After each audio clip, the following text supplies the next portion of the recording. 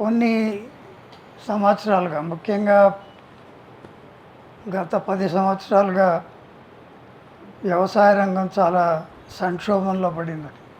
ఈ సంక్షోభాన్ని చెప్పుకున్న దానికి నిదర్శనంగానే చాలా ఉద్యమాలు కూడా జరిగినాయి వ్యవసాయ రంగంలో. ముఖ్యంగా మనం పంజాబ్ రైతులు, హర్యానా రైతులు, దేశంలో ఉండే రైతులని ఒక సంవత్సరం పైన ప్రభుత్వం చేసే వ్యవసాయ రంగంలో ఉన్న రైతులకు సంక్షేమం కాకుండా వాళ్లకు దొరికే మినిమం సపోర్ట్ కూడా లేకుండా చేసేదానికి ప్రయత్నించినప్పుడు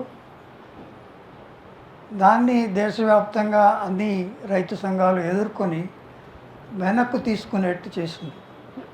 అయితే మనం ఇప్పుడు వ్యవసాయ రంగంలో సంక్షోభం చెప్పుకునేటప్పుడు వ్యవసాయ రంగంలో సంక్షోభం ఉత్పత్తి సంక్షోభం కాదు. ఎందుకంటే మనకిప్పుడు దేశవ్యాప్తంగా ఆహార ధాన్యాలు తీసుకుంటే మనకు కావాల్సిన దానికన్నా 50-60 మిలియన్ టన్నులు ఎక్కువ ఆహార ధాన్యాలు ఉత్పత్తి అవుతూ ఉన్నాయి. ఇప్పుడు ప్రస్తుతం ప్రభుత్వం దగ్గర 60 మిలియన్ టన్నుల స్టాక్ ఉన్నది ఆహార ధాన్యాలు. అంటే ఇప్పుడు ఆహార ధాన్యాలు ఉత్పత్తి అయ్యి మిగతా వ్యవహార రంగంలో ఉత్పత్తులు పెరిగేటప్పుడు సంక్షోభం ఎక్కడుందని అడగచ్చు. ఉత్పత్తుల్లో సంక్షోభం లేదు, ఉత్పత్తి చేసేవారు సంక్షోభంలో ఉన్నారు. దానికి నిదర్శనంగా చెప్పుకునేదానికి ఉత్పత్తి రంగంలో ఉండి వ్యవసాయ రంగంలో ఉత్పత్తులు పెంచి దాంట్లో భాగస్వాములుగా ఉండి చాలా సంక్షోభంలో ఉండేవాళ్ళు ఎవరంటే ముఖ్యంగా కౌలు రైతులు. ఎందుకంటే మీరు పండించే పంటలు తక్కువ లేదు, మీ ఖర్చులు, మీ శ్రమ, దానివల్ల వచ్చే ఉత్పత్తులు పెరుగుతూ ఉంది. అయితే మీ శ్రమకు, మీ ఖర్చులకు తగినంత సహాయం లేదు, తోడ్పాటు లేదు.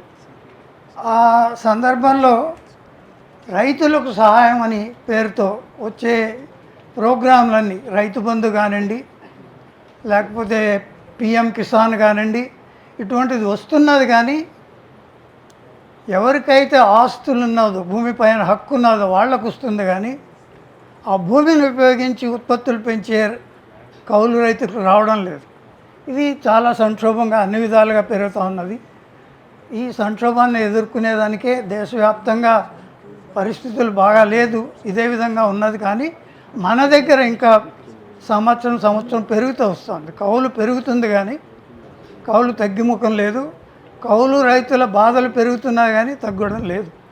ఎందుకంటే ఇప్పుడు మనకు తెలంగాణలో చేసిన సర్వేకి ముందు ఆంధ్రప్రదేశ్లో కూడా ఒక సర్వే చేయడం జరిగింది.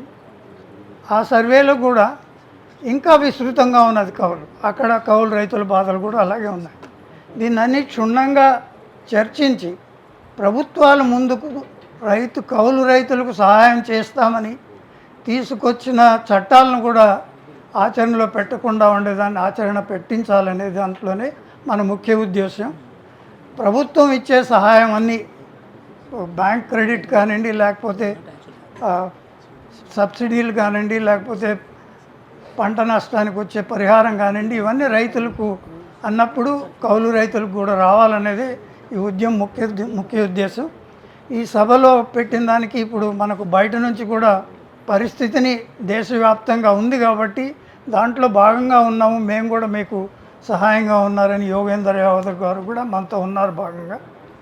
ఆయన వచ్చిన దానివల్లనే ఈ సభ మనం పెట్టుకునేదానికి కొంత అడిషనల్ స్ట్రెంగ్త్ లాగా తయారైనది.